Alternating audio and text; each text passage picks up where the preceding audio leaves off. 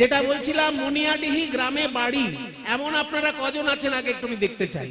যারা কীর্তন শুনতে এসছেন তাদের মধ্যে মুনিয়াডিহির মধ্যে কাদের বাড়ি একটু হাত তুলুন দেখি। মুনিয়াডিহি গ্রামে যাদের বাড়ি তারা হাত তুলুন। আচ্ছা, যাক, যে কটা হাত দেখতে পেলাম মনে হয় মুনিয়াডিহির সবাই কীর্তন শুনতে আসেনি, কারণ মাইকে বাড়ি থেকে শোনা যাবে, সেই সুযোগটা তারা নিচ্ছেন, ভালো কথা। আচ্ছা, পাঁচথুপি এলাকার মধ্যে কাদের কাদের বাড়ি সবাই একটু হাত তুলুন। ওরে বাবা, এখানে অনেকগুলো হাত উঠছে। পাঁচথুপি এলাকায় যাদের বাড়ি তারা হাত তুলেছেন, তখন দেখা গেল অনেক সংখ্যায়, তার মানে আশেপাশে থেকে বহু মানুষ ভক্ত শ্রোতা এখানে কীর্তন শুনতে এসেছেন। এইবার যে প্রশ্নটা করব সেটার উত্তর আমার মনে হয় পাবো না। সেটা হলো, বাংলার কীর্তন গান বলে একটি বই কিনতে পাওয়া যায়, সেই বইটা কি আপনাদের কারোর বাড়িতে আছে? হ্যাঁ, এইখানে আর হাত উঠবে না। এইটার জন্যই আপনাদের কষ্ট করে হাত তুলতে বললাম। একজন হাত তুলছে দেখছি, আছে আপনাদের বাড়িতে বাংলার কীর্তন গান? কার লেখা বইটা? কার লেখা? হ্যাঁ, বৈষ্ণব দাস? না না। হ্যাঁ, নরোত্তম দাস? না না। তাহলে আমি যেটা বলছি সেটা নয়। কয়েকজন মা এখানে হাত তুলেছে, এটা আমার খুব ভালো লাগলো, কারণ মায়েরা যে ভক্তিটা কতখানি ধরে রাখেন, আমাদের পূজা, আমাদের সংস্কার, আমাদের ধর্ম, বেশিরভাগ অংশটাই সমাজের মায়েরা ধরে রাখেন। তার প্রমাণ আবার আজকে পেলাম, কারণ কীর্তন গানের বই কার বাড়িতে আছে জিজ্ঞেস করাতে আমি ছেলেদের দিক দিয়ে হাত খুব একটা দেখতে পেলাম না, মায়েদের মধ্যে বেশ কয়েকজন হাত তুললেন, এটা ভালো লেগেছে। কিন্তু যে বইটির কথা আমি বলছি সেইটার সঙ্গে আপনারা পরিচিত নন। সেটা হচ্ছে, আরেকবার বলছি ভালো করে সবার জন্য, সবার জন্য এই জন্য বলছি, ওই বইটাতে মুনিয়াডিহি গ্রামের বর্ণনা আছে, সেই জন্য বলছি।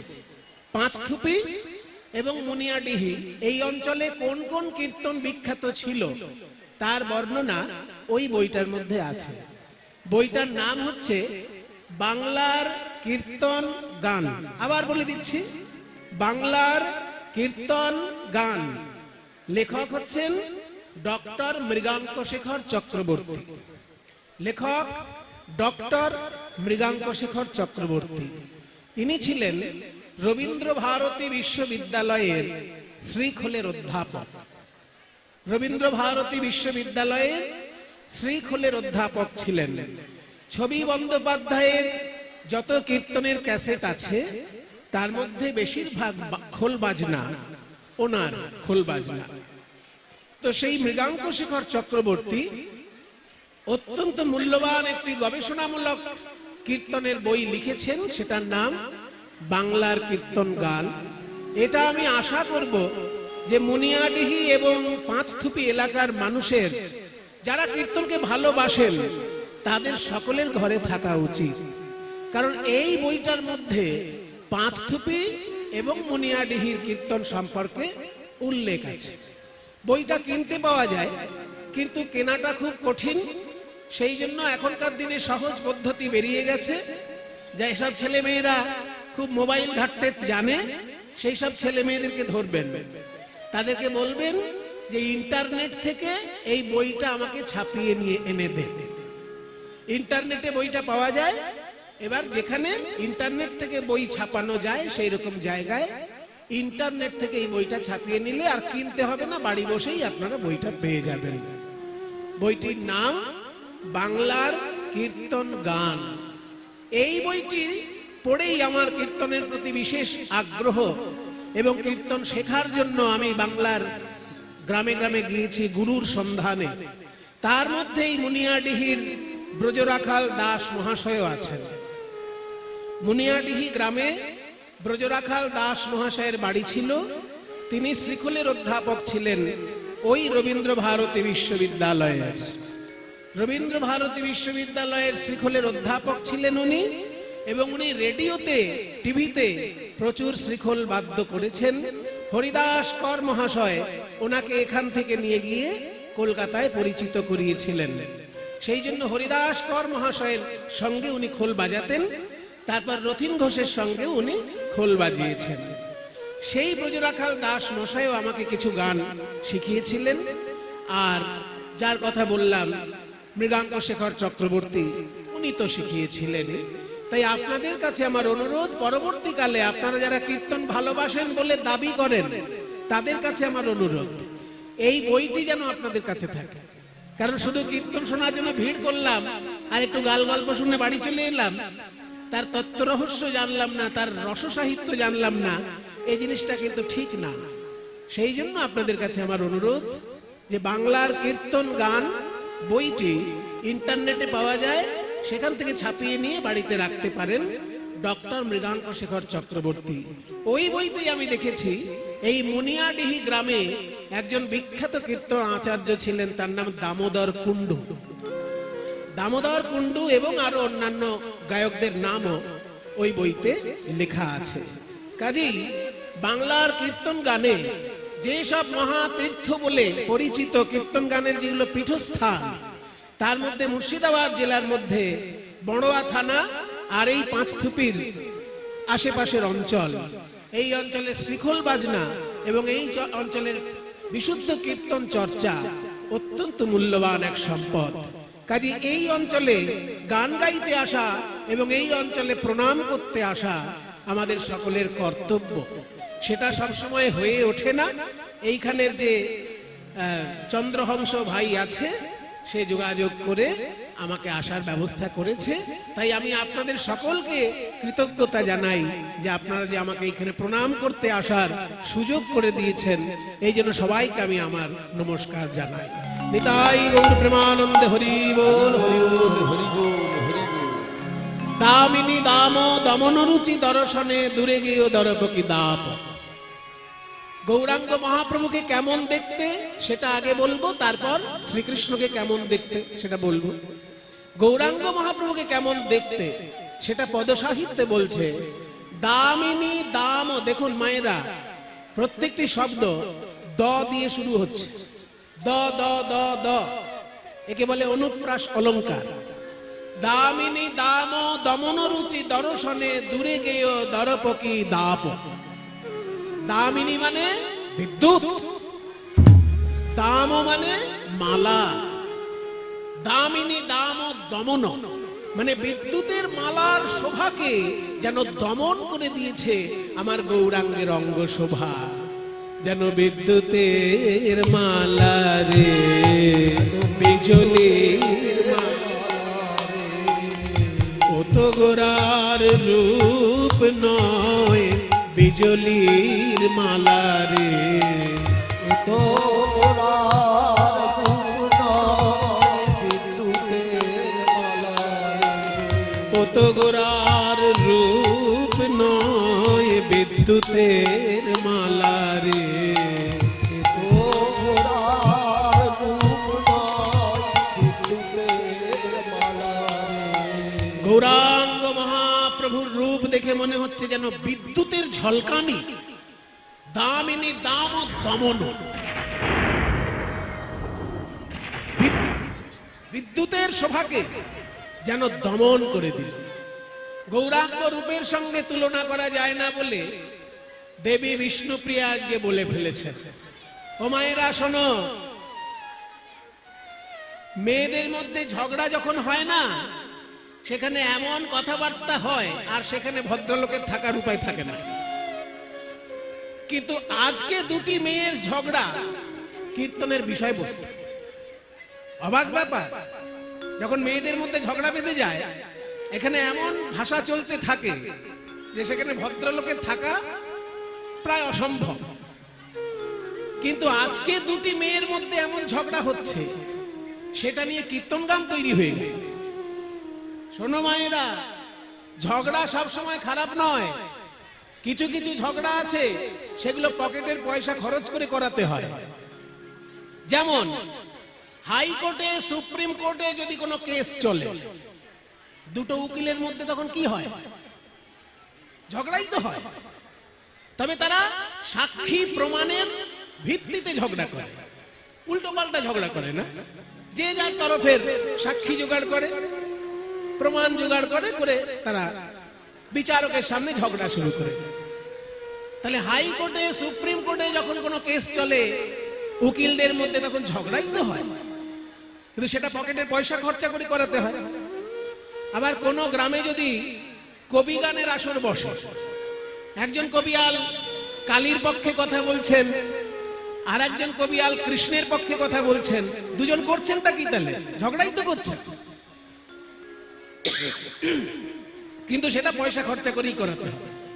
কবিয়াল তো বিনা পয়সা গান গাইতে আসবে না, এত কষ্ট করে তারা পড়াশোনা করেছে, কবি গান গাইতে গেলে অনেক পড়াশোনা করতে হয়। তাহলে কবিয়ালদের কবি শুনতে গেলেও সেখানে ঝগড়াই হয়, কেউ কালীর পক্ষে বলছে, কেউ কৃষ্ণের পক্ষে বলছে, সেখানে একটা লাভ হয়। কবিয়ালরা ঝগড়া করছেন বটে, কিন্তু যারা শ্রোতা তাদের একটা লাভ হয়। কি লাভ? মনে করুন যখন কৃষ্ণের পক্ষে কথাগুলো হচ্ছে, যে কালী ভক্ত তার লাভ হচ্ছে, কারণ কালী ভক্ত যিনি তিনি তো কৃষ্ণের তত্ত্ব খুব একটা জানেন না, তাই যখন কৃষ্ণের আলোচনা হচ্ছে কালী ভক্তের লাভ হচ্ছে, আর যখন কালীর আলোচনা হচ্ছে তখন কৃষ্ণ ভক্তের লাভ হচ্ছে, কারণ যিনি কৃষ্ণ ভক্ত তিনি কালী তত্ত্ব খুব একটা জানেন না। যখনই কালীর আলোচনা হচ্ছে তখন কৃষ্ণ ভক্তের লাভ হচ্ছে, নতুন নতুন তত্ত্ব কথা জানতে পাচ্ছেন। সেই জন্য ঝগড়া জায়গা মতো যদি হয় সেটা খারাপ নয়, যেমন কবি গানের আসর আর হাইকোর্ট আর সুপ্রিম কোর্ট। ঠিক তেমনি আজকে গঙ্গার তীরে দুই নারীর মধ্যে ঝগড়া বেঁধেছে।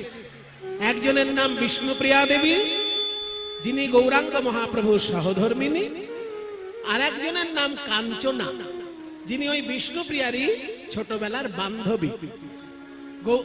বিষ্ণুপ্রিয়া দেবী বলছেন আমার গৌরাঙ্গ মহাপ্রভুর কোনো তুলনা চলে না, আর কাঞ্চনা বলছে রাখ রাখ, কত রূপ এলো আর গেল, ওনার গৌরাঙ্গ পণ্ডিতের নাকি রূপের তুলনা চলে না। এই শোন, তোর গৌরাঙ্গের রূপের সঙ্গে তুলনা করা যায় এমন 5টা জিনিস আমি খুঁজে পেয়েছি। বিষ্ণুপ্রিয়া বলছে আমি একটা খুঁজে পাই না, আর তুই 5টা পেয়ে গেলি? হ্যাঁ, 5খানা জিনিস আমি খুঁজে বার করেছি যেগুলোর সঙ্গে গৌরাঙ্গ মহাপ্রভুর রূপের তুলনা চলে। সেই 5টির মধ্যে কি কি? 1 নম্বর বলি শোন, আকাশের বিদ্যুৎ। বিদ্যুৎ চমকালেই যেমন একটা চমক লেগে যায়, ঠিক তেমনি গৌরাঙ্গ মহাপ্রভুকে দেখলেই মানুষের চমক লেগে যায়। এতক্ষণ পরে বিদ্যুৎ কেন চমকায়? এটা মেঘ হয়ে গেল। হ্যাঁ, বিদ্যুৎ একটু পরে চমকাচ্ছে। তাহলে দেখো, আকাশে যদি কখনো বিদ্যুৎ চমকায় অমনি চমক লেগে যায়, ঠিক তেমনি গৌরাঙ্গ মহাপ্রভুকে দেখলেই মানুষের চমক লেগে যায়। তাহলে বিদ্যুতের সঙ্গে তুলনা করে দিলাম।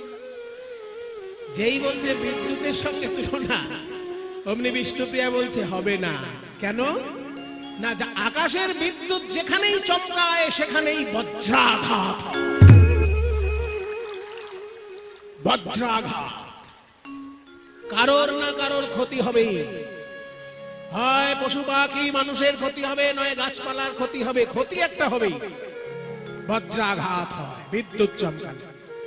কিন্তু আমার গৌরাঙ্গ মহাপ্রভু যদি কোথাও চমক দেয়, সেখানে বজ্রাঘাতের তো কোনো সম্ভাবনাই নেই।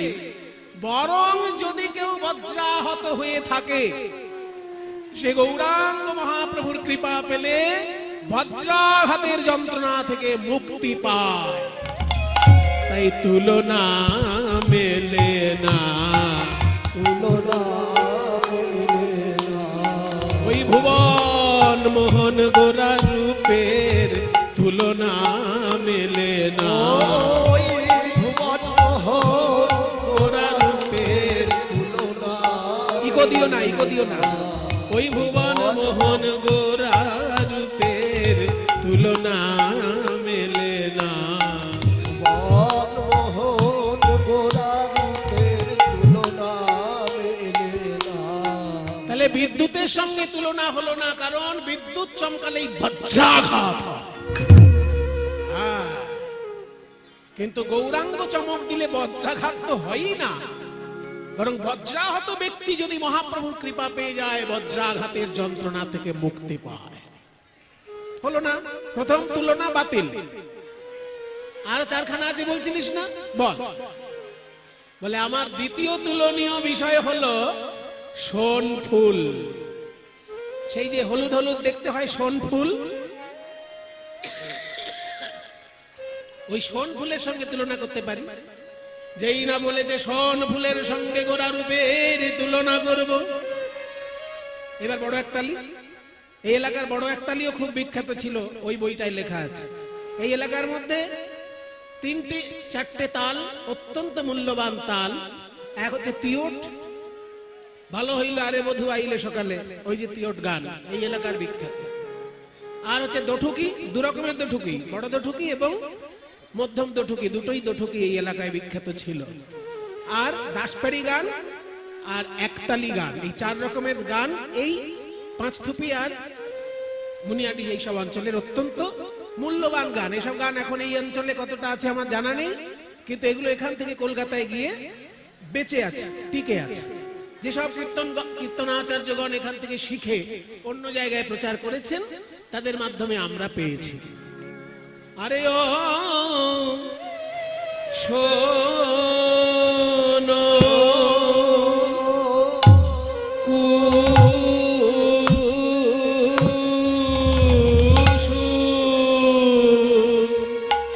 কুসুম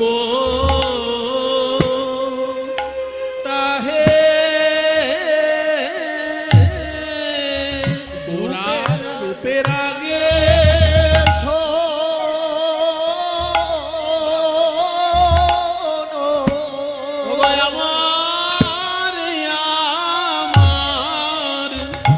আমার গোরা রূপে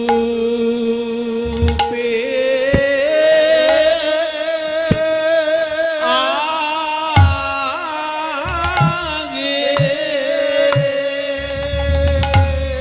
আমি শোন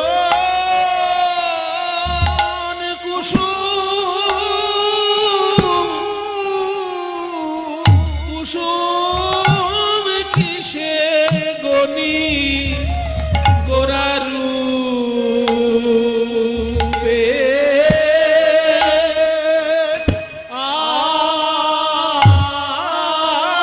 আগে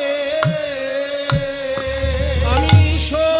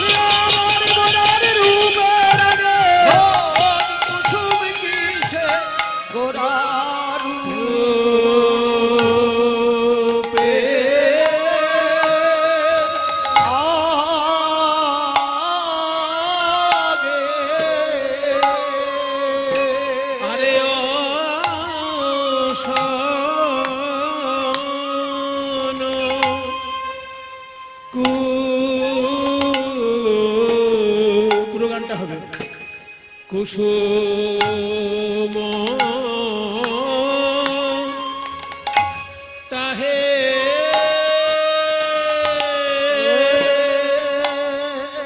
ও কোন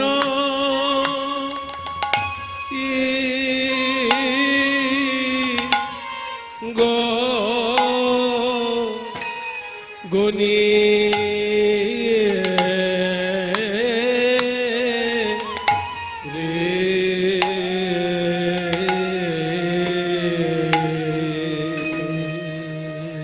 শোন কুসুম তাহে কোন গনিয়ে রে। এই কাঞ্চনা, বলছিস শোন ফুলের সঙ্গে আমার মহাপ্রভুর তুলনা করবি? শোন, ভালো ভালো ফুল দেখতেই ভালো, সব সময় তাদের সঙ্গ ভালো নয়। কি গো বাবা, আমাদের দেশের জাতীয় ফুল কি? ও মায়েরা, ভারতের জাতীয় ফুল কি? সাবধান, রাজনীতির সঙ্গে জড়াবেন না আবার। ভারতের জাতীয় ফুল হলো পদ্ম ফুল। পদ্ম ফুল দেবতার চরণে শোভা পায়। পদ্ম ফুলের মধু এত মূল্যবান মধু যে অন্য সমস্ত মধুর নাম আলাদা, আর পদ্ম ফুলের মধুর নাম আলাদা। জেনে রাখো এগুলো। সব ফুলের মধুকে মধু বলে, আর পদ্ম ফুলের মধুকে আলাদা নাম দেওয়া হয়েছে। নামটা হচ্ছে মকরন্দ। মকরন্দ মানে পদ্ম ফুলের মধু। কাজেই পদ্ম ফুল এত মূল্যবান ফুল, কিন্তু তুলতে গেলে হাতে হাতে কাঁটা ফুটবে। কাঁটা হেরি ক্ষান্ত কেন কমল তুলিতে, দুঃখ বিনা সুখ লাভ হয় কি মহিতে। তাহলে আমাদের জাতীয় ফুল পদ্ম ফুল, অথচ তুলতে গেলে হাতে কাঁটা ফুটবে। গোলাপ ফুল কত সুন্দর দেখতে, কিন্তু তুলতে গেলে হাতে কাঁটা ফুটবে। ভালো ভালো ফুলের এইসব দোষ। তখন বলছে মশাই, আপনি এমন ফুলগুলোর নাম করছেন যাদের কাঁটা আছে, এমন তো অনেক ফুল আছে যাদের কাঁটা নেই, সেগুলোর নাম করুন। বলে হ্যাঁ, সে ফুলও আছে যারা দেখতে সুন্দর কিন্তু কাঁটা নেই। কিন্তু সেই ফুল তুলতে গেলে দেখবেন, সেই ফুল শুকতে যাবেন, দেখবেন ভেতর থেকে পোকা বেরিয়ে কামড়াচ্ছে। তাহলে ফুলে কাঁটা থাকতে পারে, পোকা থাকতে পারে, কিন্তু আমার গৌরাঙ্গের মধ্যে কোনো কাঁটা বা কোনো পোকা কেউ আবিষ্কার করতে পেরেছে কি? বরং আমি জোর গলায় বলতে পারি, যদি কারোর হৃদয় রূপী কুসুমে কাঁটা বা পোকা থাকে, হৃদয় কুসুম,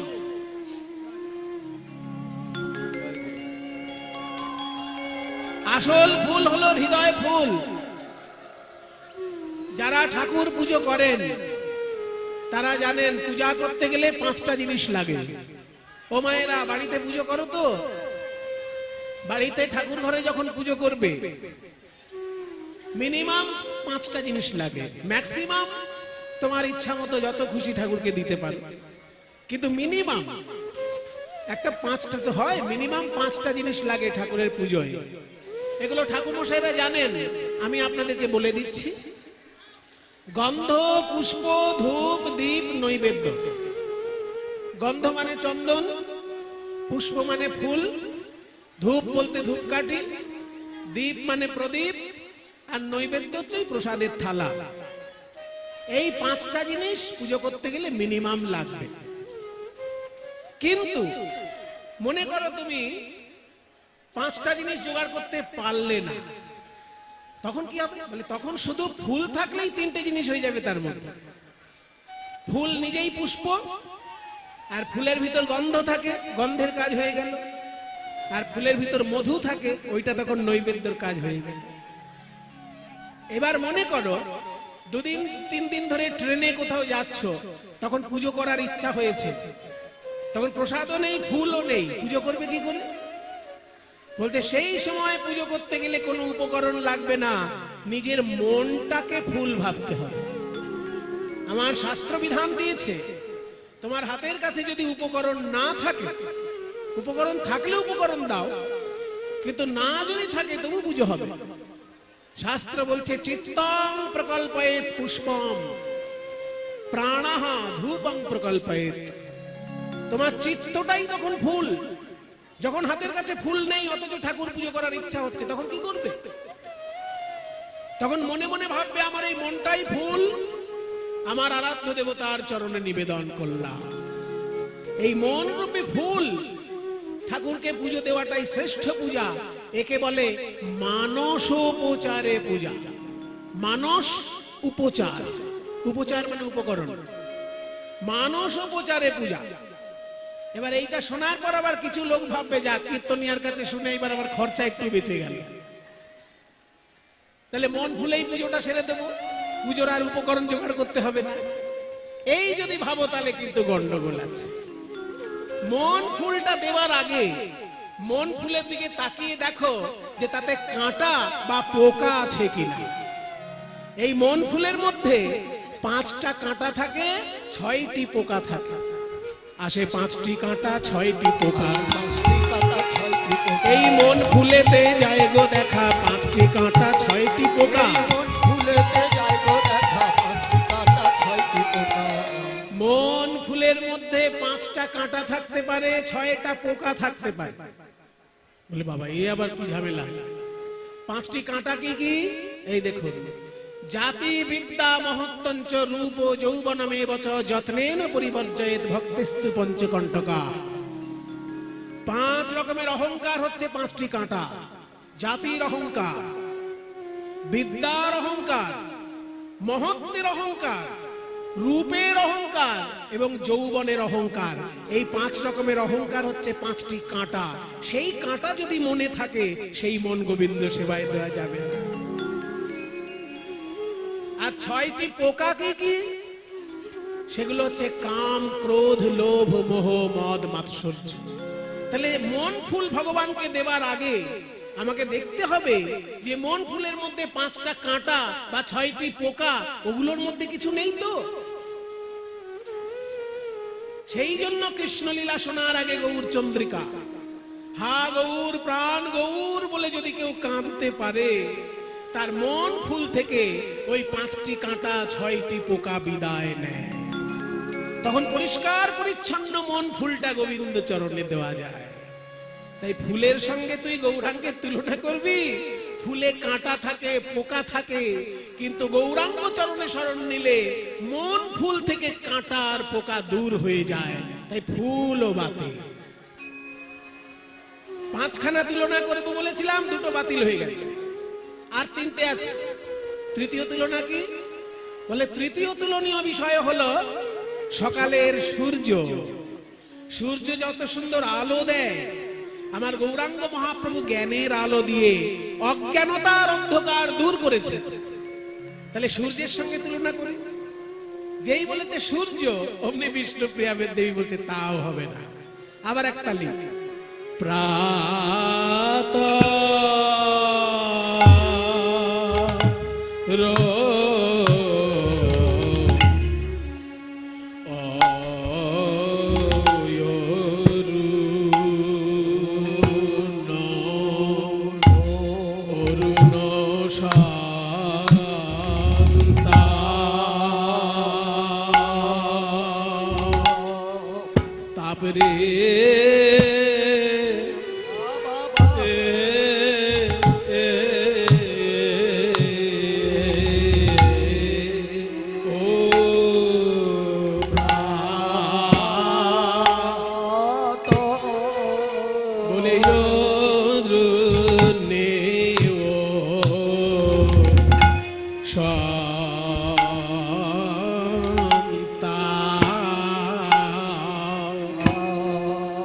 তাপরে আছে রে, এই যে কোটি চন্দ্র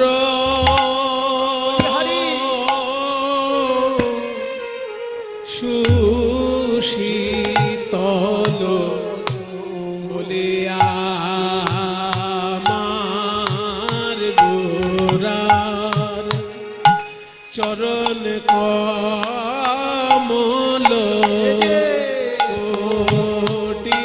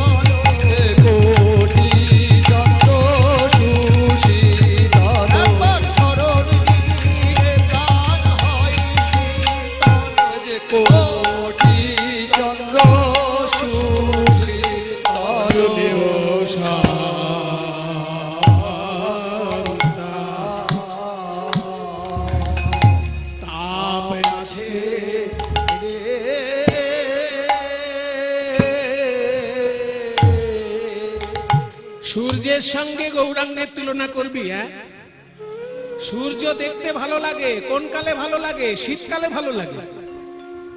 ও মায়েরা, সূর্য দেবতাকে শুধু শীতকালে দেখতে ভালো লাগে, তাই না?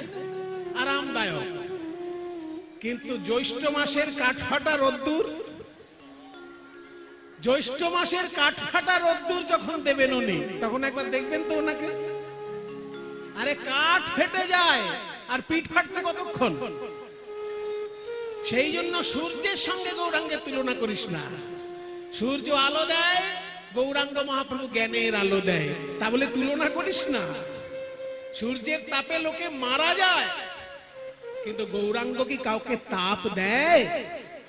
বরং কারোর মনে যদি তাপ থাকে, ত্রিতাপ, আধি ভৌতিক, আধি দৈবিক, আধি আত্মিক, এই ত্রিতাপ জ্বালা দূর করে দেয় আমার গৌরাঙ্গ মহাপ্রভু।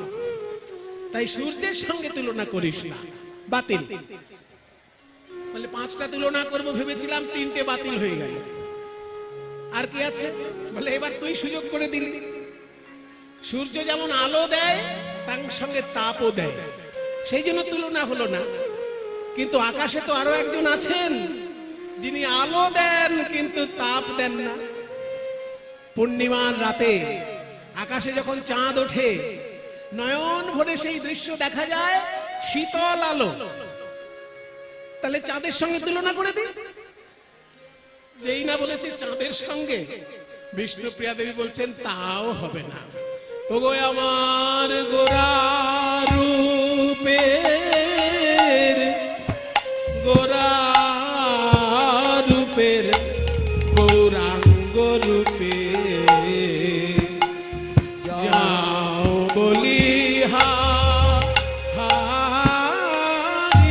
সজনী রে গোরা রূপের, আমার গোরা রূপের গৌরাঙ্গ রূপে যাও বলি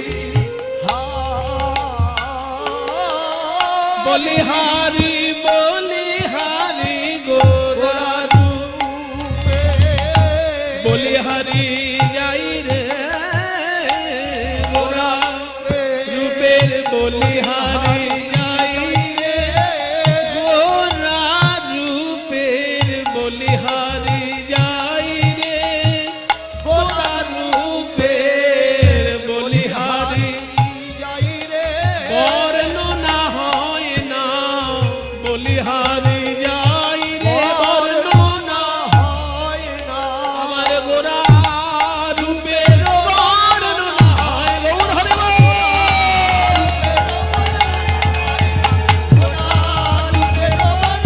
হয় না, গোরা রূপের বর্ণনা হয়, বলিহারি যাই রে গোরা রূপের, গোরা ডবল বাজাতে বলছি, জোরে না।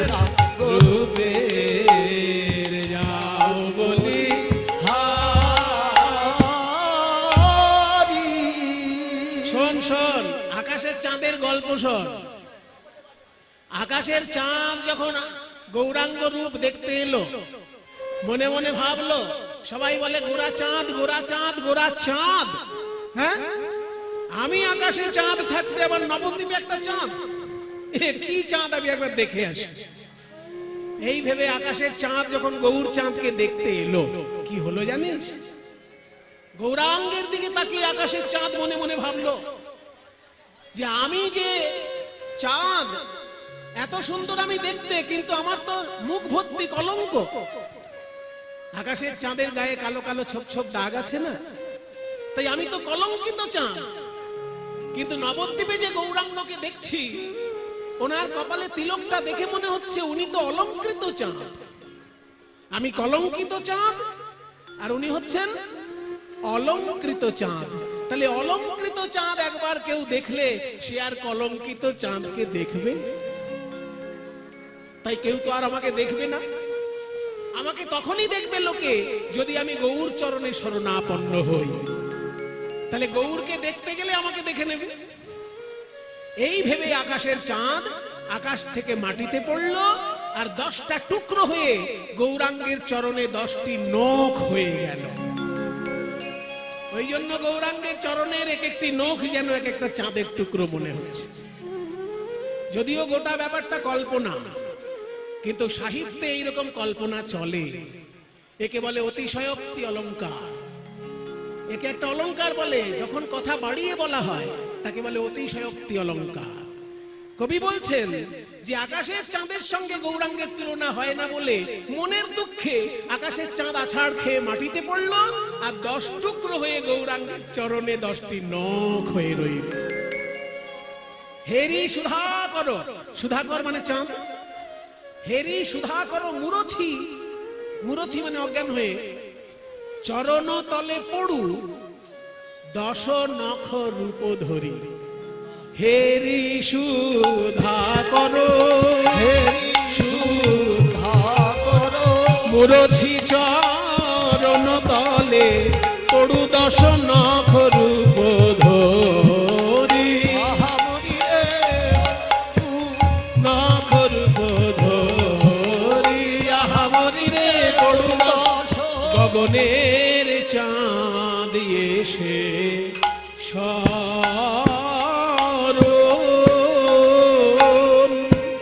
শরণ নিল রে পড়ু 10 চাঁদ এসে।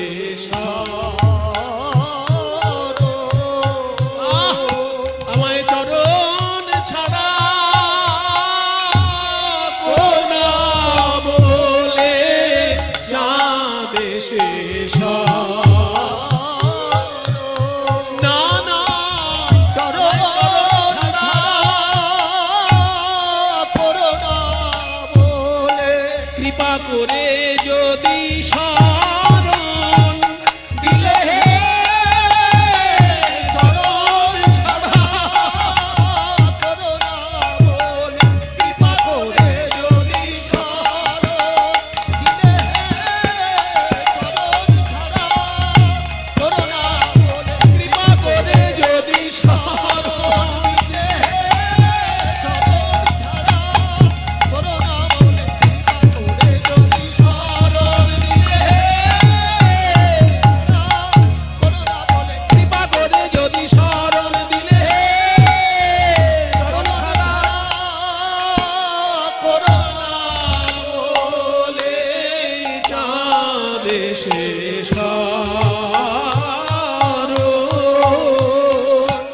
শরণ নিল রে পড়ু 10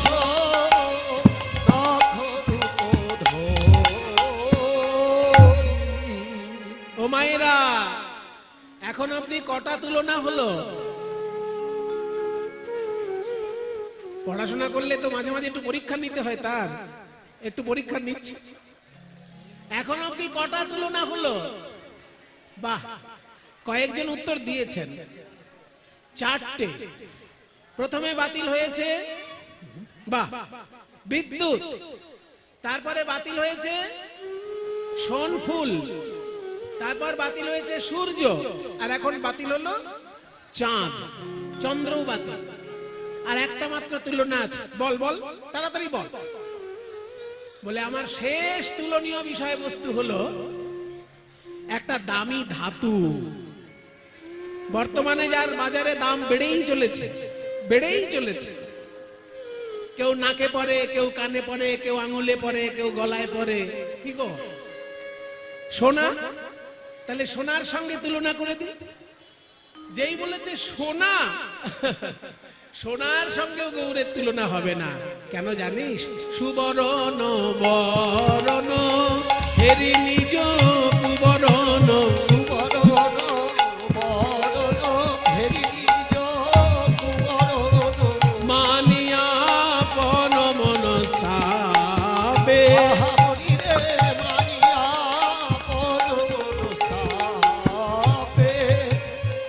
সুবরণ বরণ, সুবর্ণ, সুবর্ণ মানে সোনা, আর বর্ণ মানে রং।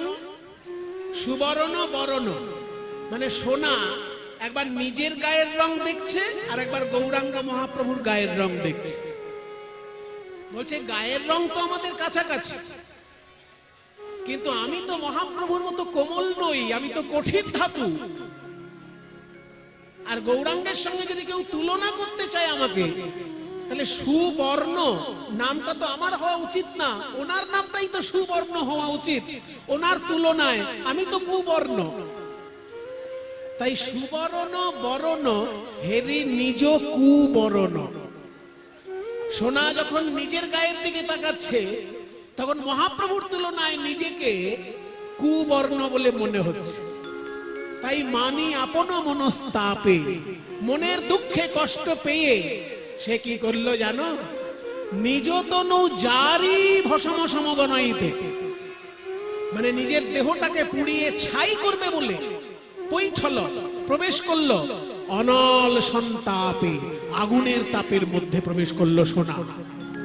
সোনা শ্যাকরাকে ডেকে বলছে, ও শ্যাকরা, তুমি এতদিন আমাকে নিয়ে ব্যবসা করেছো, এবার আমার একটা উপকার করো। ওই গৌরাঙ্গ মহাপ্রভুর সঙ্গে আমার তুলনা হয় না, তাই আমার বেঁচে থাকার কোনো ইচ্ছা নেই, আমাকে একটু আগুনে পুড়িয়ে দাও।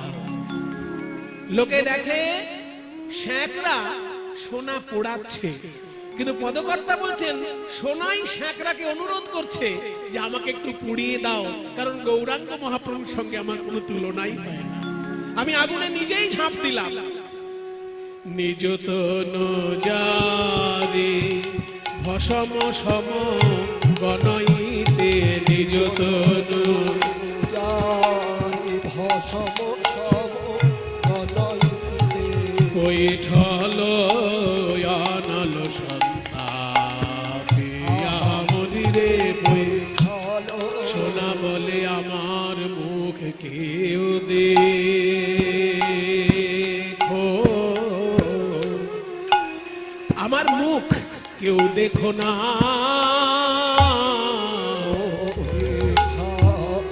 না না আমার মুখ কেউ আমার মুখ কেউ দেখো না। কেন জানো? গোরা রূপের সনে আমার তুলনা হয় না, তাই আমি আগুনেতে ঝাঁপ দিলাম। তুলনা হয় না, আগুনে ঝাঁপ দিলাম। সনে তুলনা হয় না, আগুনে ঝাঁপ দিলাম। রূপের সনে তুলনা হয় না, আগুনে ঝাঁপ দিলাম। রূপের সনে তুলনা হয় না, আগুনেতে ঝাঁপ দিলাম। রূপের সনে তুলনা হয় না, আমার মুখ কেউ দেখো, কেউ দেখো না গো। বৈঠল অনল পাঁচটা তুলনা করতে গেলাম, একটাও মিলল না। সোনার সঙ্গে তো তুলনা হলোই না, কারণ সোনা কঠিন আর গৌরাঙ্গ হচ্ছে কোমল। সোনা পড়লে অহংকার হয়, আর গৌরাঙ্গকে হৃদয়ে ধারণ করলে অহংকার দূরে যায়। সোনা পড়লে চুরি ডাকাতির ভয়, আর গৌরাঙ্গকে যদি কেউ হৃদয়ে ধরে সে বুক ফুলিয়ে ঘুরে বেড়ায় আর বলে কি জানিস, আমি গৌর রতন করে যতন রাখবো হিয়ার মাঝে, গৌর ভূষণ করব ধারণ যেখানে যেমন সাজে। করে যত রাখবো হিয়ার মাঝে, ভূষণ করব ধারণ যেখানে সাজে। আমি গৌর বরণ ফুলের ঝাঁপায়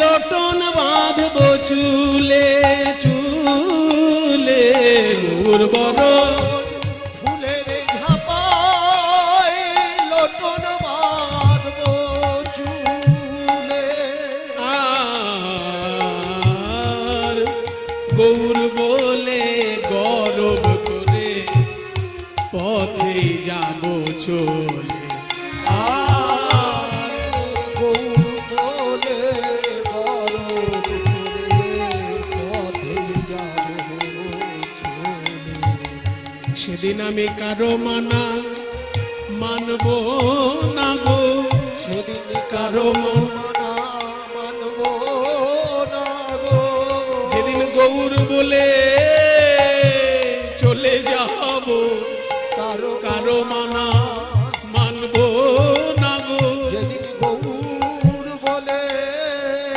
চলে যাব ওই রাঙা পদে বিকাইব গৌর পদে বলে চলে যাব রাঙা পথে গাইব গৌর বলে চলে যাব কারো বাধা মানব না গো গৌর বলে গরব করে পথে যাব চলে এই সখী আমার মুখের দিকে বেশি দেখিস না আমার মুখের দিকে বেশি দেখলে শেষকালে আমার মতন অবস্থা হবে তোর অমন করে ভাবছ কি সই গোরা রূপে আমার সকলই গেল ভেসে আমার সকলি গেল ভেসে সজনী রে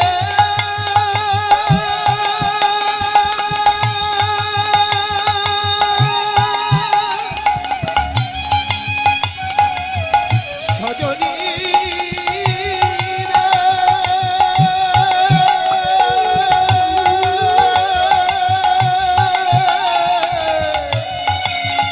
আমার সকলি গেল ভেসে আমার সকলি গেল ভেসে দাস লোচন বলে কুতূহলে দেখবো বসে বসে দাস লোচন বলে কুতূহলে দেখবো বসে বসে আমি দেখবো কারা গেল কারা আছে আমার কারা গেল আর কারা আছে আমি গৌর ভালো বেসেছি বলে আমার কারা গেল কারা আছে আমি গৌর ভালো ভালো বেসেছি বলে দেখবো কারা আমায় ভালোবাসে গৌর ভালো বেসেছি বলে কারা আমায় ভালোবাসে বেসেছি বলে কারা গেল আর কারা দাস লোচন বলে কৌতূহলে দেখবো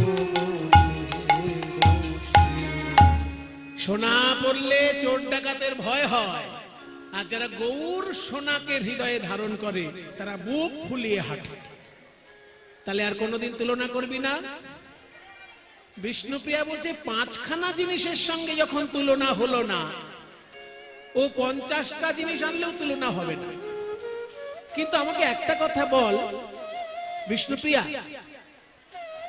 কোন জিনিসের সঙ্গেই তুলনা হচ্ছে না কেন গৌরাঙ্গের বলছে কেন হচ্ছে না তুই যেসব তুলনীয় বিষয়গুলো আনছিস এগুলো সব মায়ার জগতের আর আমার গৌরাঙ্গ রূপ যে মায়ার জগতের উপরে মায়ার ঊর্ধ্বে তার স্থান বিধাতার ঘটে এমন বুদ্ধি নেই যে সে গৌরাঙ্গকে বানিয়ে দেবে বা গৌরাঙ্গের মতো আর একটা কিছু বানিয়ে দেবে গৌরাঙ্গের সমান অনুভব বা গৌরাঙ্গের থেকে বেশি অনুভব বিধাতার তো নেই সে আর একটা গৌর বানাবে কি করে যা সম অধিক বিধিক নাহি অনুভবী তাই তুলনা দিবার নাহি ঠোর।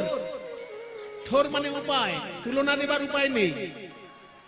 জগদানন্দ কহু পহু কো তুলনা পহু। গৌরাঙ্গ মহাপ্রভুর তুলনা করতে গেলে গৌরাঙ্গ মহাপ্রভুর সঙ্গেই তুলনা করতে হবে, আর কারোর সঙ্গে তুলনা করা চলে না। পহু কো তুলনা পহু। হ্যাঁ, নিরুপম গৌর কিশোর। ধবল পাটের জোড় পড়েছে, রাঙা রাঙা পাড় দিয়েছে। ধবল পাটের জোর পড়েছে, রাঙা রাঙা পাড় দিয়েছে। ধবল পাটের জোর পড়েছে, রাঙা রাঙা পাড় দিয়েছে। জোড় পড়েছে রাঙা রাঙা, ধবল পাটের জোড় পড়েছে, রাঙা রাঙা পাড় দিয়েছে। চরণ উপর দুলে যেছে কোচা ধ্বনি। চরণ উপর দুলে গেছে কোচা গো। চরণ উপর দুলে গেছে কোচা গো। বাংমল সোনার নুপুর বেজে যেছে মধুর মধুর। বাগমাল সোনার নুপুর বেজে গেছে মধুর মধুর। বাগমাল সোনার নুপুর বেজে গেছে মধুর মধুর। বাজে মধুর মধুর, বাজে মধুর মধুর। বাজাতে নদিয়া মধুর, বাজে মধুর মধুর। বাজাতে নদিয়া মধুর, বাজে মধুর মধুর। বাজে মধুর নুপুর বেজে গেছে মধুর মধুর। বাগমাল সোনার নুপুর বেজে গেছে মধুর মধুর। রূপ দেখিয়া ভুবন মূর্ছা, রূপ দেখিয়া ভুবন মূর্ছা গো। দেখিয়া ভুবন মূর্ছা গো। রূপ দেখিয়া ভুবন মূর্ছা গো। কেনা বিকায় গোরার পায়, কেনা বিকায় ঘোড়ার পায়। দেখলে গোরা নটরায়। কেনা বিকায় গোরার পায়, ওই দেখলে গোরা নটরায়। কেনা বিকায় ঘোড়ার পায়। কেঁদে কেঁদে ধুলাই লুটায়। কেঁদে কেঁদে ধুলাই লুটায়। ধুলাই লুটায়। কেঁদে কেঁদে ধুলাই লুটায়। গৌর তোমার হলাম বলে। ওই কেঁদে কেঁদে ধুলাই লুটায়। গৌর তোমার হলাম বলে। কেঁদে কেঁদে ধুলাই লুটায়। গৌর তোমার হলাম বলে। কেঁদে ধুলাই লুটায়। গৌর তোমার হলাম বলে। গৌর তোমার হলাম বলে। কেঁদে ধুলাই লুটায়। গৌর তোমার হলাম বলে। কেঁদে ধুলাই লুটায়। গৌর তোমার হলাম বলে। কেঁদে ধুলাই লুটায়। এমন ব্যথার ব্যথিক থাকে কথার ছলে খানিক যদি রাখে। কেউ এমন ব্যথার ব্যথিক থাকে কথার ছলে খানিক রাখে। নয়ন ভরে দেখি রূপ খানি গো। নয়ন ভরে দেখি রূপ খানি গো। এই লোচন দাস বলে কেন নয়ন দিলি গৌর পানে। লোচন দাস বলে কেন নয়ন দিলি গৌর পানে। কুল খেলি আপনায় আপনি রে। কুল খেলি আপনায় আপনি রে। যা সময় অধিক, যা সম অধিক নাহি অনুভবী তুলনা। তুলনা দিবার নাহি ঠোর। আহা মরি রে। জগদানন্দ কহু বহু তুলনা বহু। জগদানন্দ বহু বহু তুলনা বহু। নিরুপম গৌর কিশোর। আহা মরি রে নিরুপম। নিরুপম নিরুপম নিরুপম নিরুপম নিরুপম নিরুপম নিরুপম নিরুপম নিরুপম ভুবনে তুলো। তুলনা নাই রে। যে নিরুপম ভুবনে তুলো। আমার ভুবন মোহন গোরা। রূপের ভুবনে তুলনা। ওই ভুবন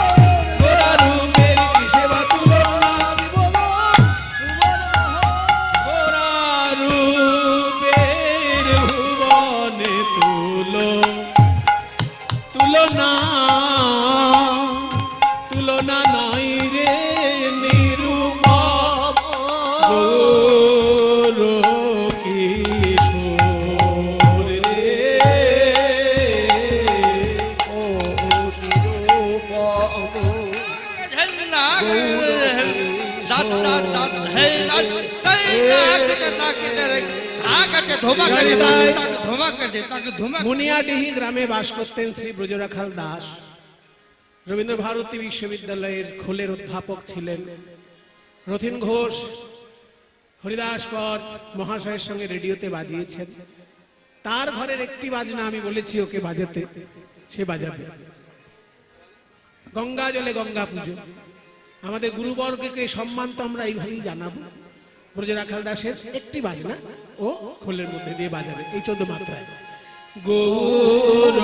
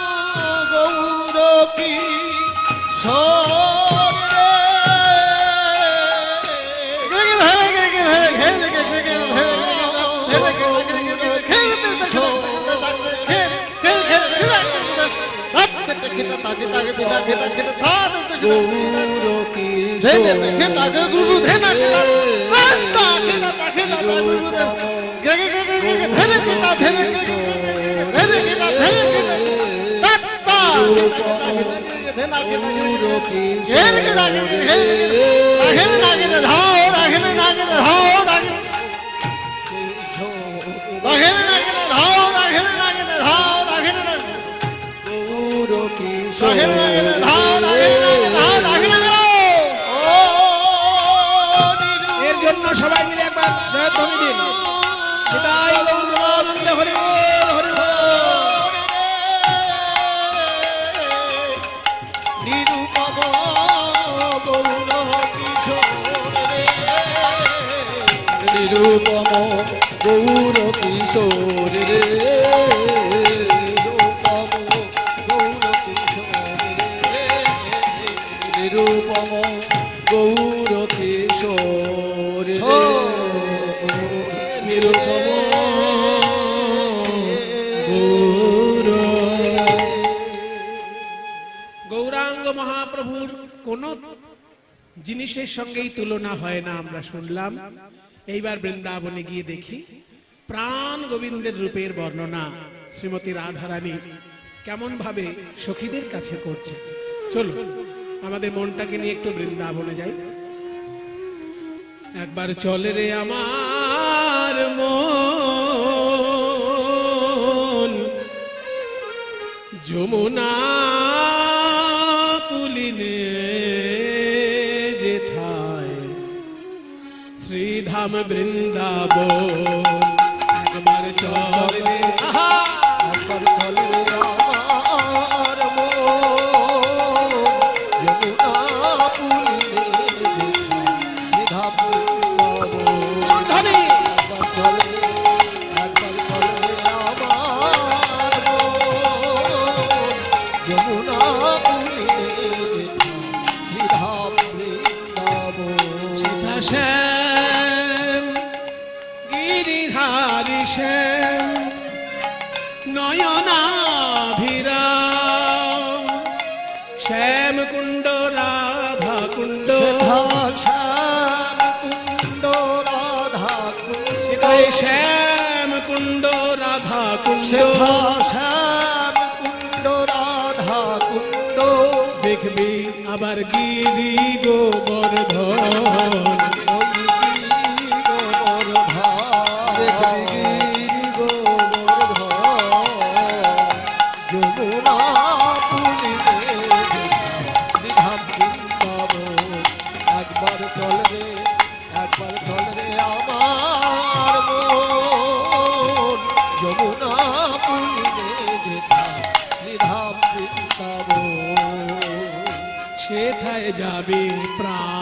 জুড়াবি যাবে প্রাণ জুড়াবি রাধা শ্যামে দেখতে পাবি যাবে প্রাণ জুড়াবি রাধা শ্যামে দেখতে পাবি দেখবি কদম তলা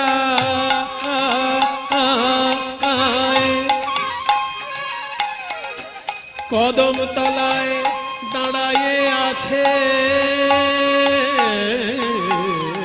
কদম তলায় দাঁড়ায়ে আছে কদম তলায় দাঁড়ায়ে আছেন মদন মোহন কদম তলায় দাঁড়ায়ে আছে মদন মোহন যমুনা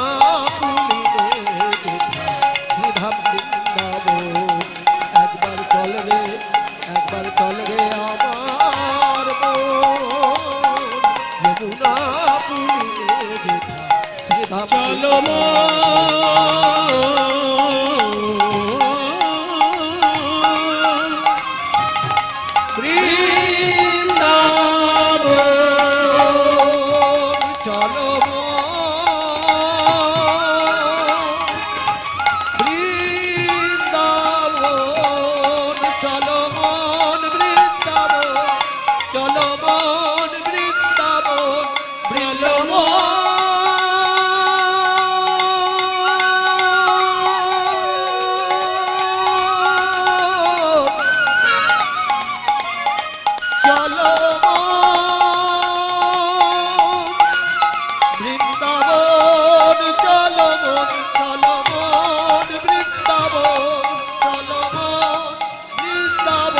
সবাই বলো বৃন্দাবন ধাম কি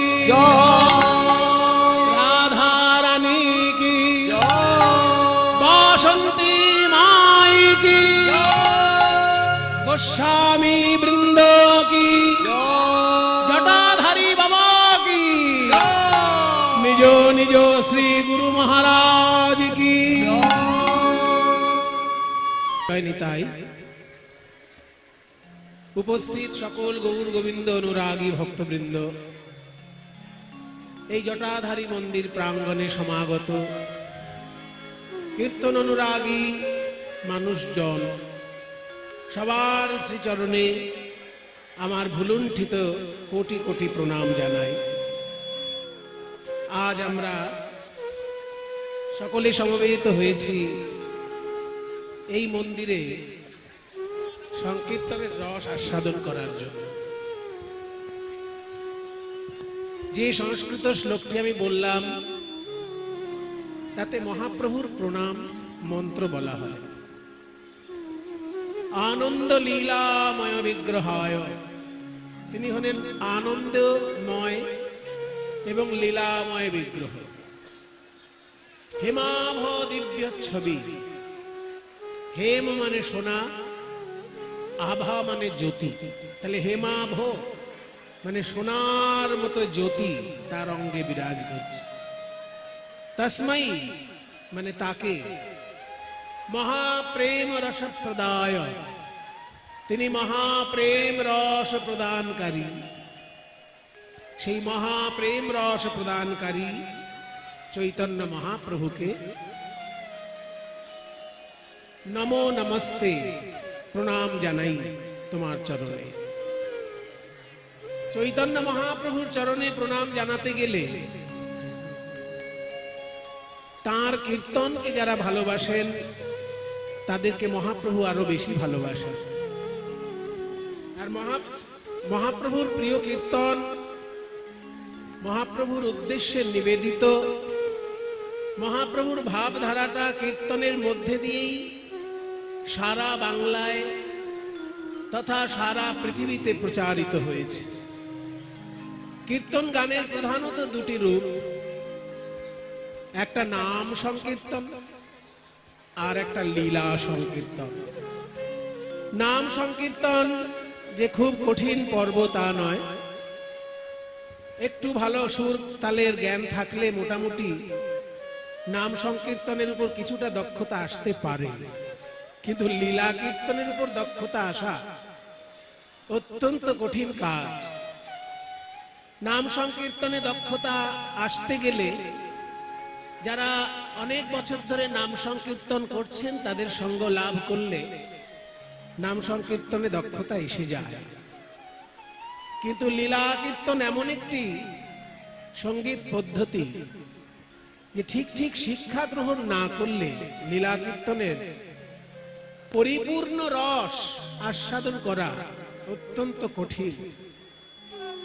কিন্তু আমার ভাগ্য ভালো, যেই জায়গাটিতে আমি দাঁড়িয়ে আছি এই মনিয়াডিহি গ্রাম বা তৎসংলগ্ন পাঁচথুপি, এই পাঁচথুপি মনিয়াডিহি এইসব অঞ্চল লীলা কীর্তন রসকীর্তনের পীঠস্থান। কারণ পাঁচথুপিতে বড় বড় কীর্তন আচার্য জন্মগ্রহণ করেছিলেন। পাঁচথুপির কৃষ্ণচাঁদ রায় মহাশয়ের কীর্তন জগতে বিরাট নাম। চাঁদজি, কৃষ্ণ রায় চন্দ্রজি বা চাঁদজি তার নাম কীর্তন জগতে সুপ্রতিষ্ঠিত। আর এই পাঁচথুপির পাশেই মনিয়াডিহি গ্রামে, শোনা যাচ্ছে না? ওই দিকটায় শুনতে পাচ্ছে না বলছে, দেখো ওই দিকটায় বক্স বোধহয় নেই, বক্সগুলো সব এইদিকে ঘোরানো আছে। ওই কোনটায়, ওই কোনটায় বক্স নেই বোধহয়, সেই জন্য শোনা যাচ্ছে না। ও ভাই, মাইকে যে আছে তাকে একজনকে পাঠাও, ওই একটা বক্স ওইদিকে ঘুরিয়ে দিতে বল। ওই একটা বক্স দুখানা আছে না, তার মধ্যে একটা ওই পাশে ঘুরিয়ে দিতে বলো, তাহলে অনেকটা শুনতে পারবে। হ্যালো, শোনা যাচ্ছে? এখন শোনা যাচ্ছে? এখন এখনো শোনা যাচ্ছে না? শোনা যাচ্ছে না। তুমি মনিটর গুলো বন্ধ করে দাও দেখি ভাই, মনিটর পুরো অফ করে দাও একদম। হ্যাঁ, মনিটর পুরো অফ করে দিয়েছো, এবার সব সাউন্ড জোরে বাড়িয়ে দাও। হ্যালো, সব বাড়িয়ে দাও। হ্যালো হ্যালো হ্যালো, এইবার ঠিক আছে। দেখেছো, এই মনিটর যত নষ্টের গোড়া। ঠিক ঠিক চালাতে না পারলে, চালাতে পারলে শিল্পীদের একটু সুবিধে হয়, কিন্তু চালাতে যদি না পারে তাহলে মনিটর না থাকাই ভালো। এইবার আবার অন্য একটা ফেড়ফেড়ে আওয়াজ বেরোচ্ছে, সেটা তুমি একটু চেক করো কোথা থেকে হচ্ছে, দেখো। হ্যালো, শোনা যাচ্ছে? এইবার শোনা যাচ্ছে, দেখছো? সবাই শুনতে পাচ্ছে।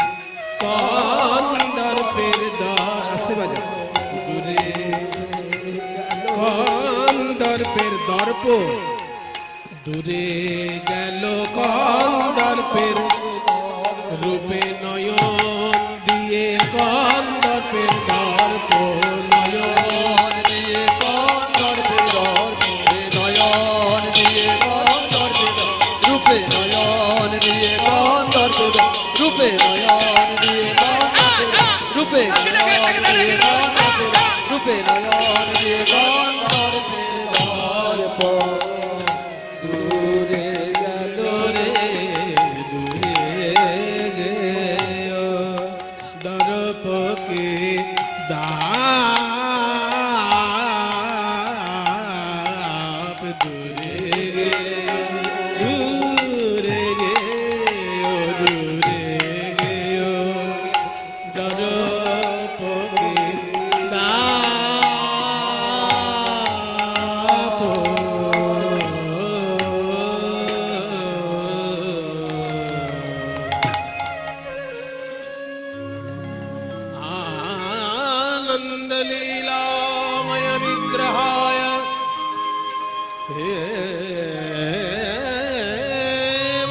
हेमाभदिव्यच्छवि सुन्दराय तस्मै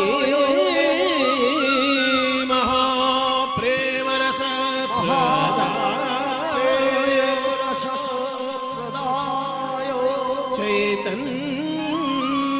चैतन्यचन्द्राय नमो नमस्ते